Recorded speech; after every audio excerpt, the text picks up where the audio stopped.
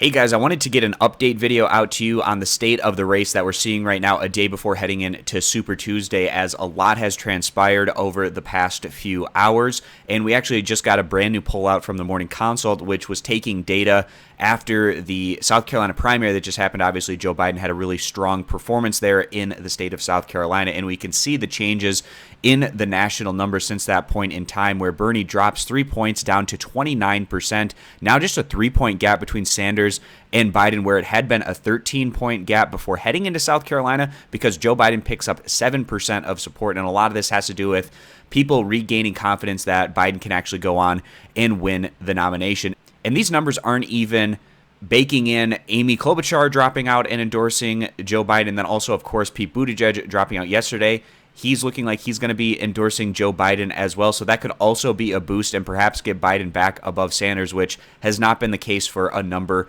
of weeks now.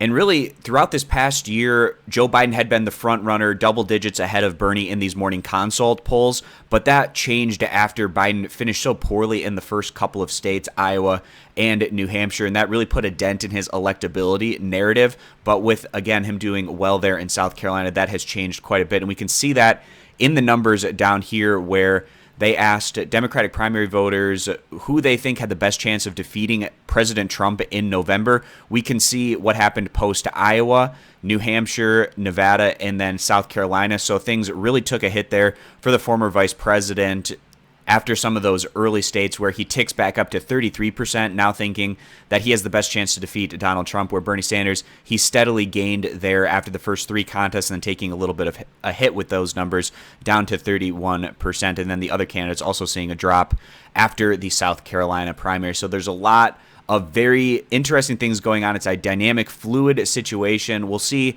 if Bernie Sanders is able to counter any of this enthusiasm and momentum that's now been building behind Joe Biden. Kind of the last-ditch effort here from the Democratic establishment to prevent Bernie from going on and winning the nomination. It looks like their strategy appears to be coalescing a centrist support behind Biden. That would be Buttigieg and Klobuchar dropping out and trying to get their voters to get behind Biden, keeping Warren in the race to siphon off that progressive vote away from Sanders, and then also for the time being having Michael Bloomberg stay in the race, trying to get him above that 15 percentage point threshold in as many Super Tuesday states as possible, along with Biden and Warren, so that Sanders doesn't run away with things, and keeping things a bit more competitive in terms of how many pledged delegates each of these individuals are going to end up getting. It's going to be really interesting to see how all of this plays out.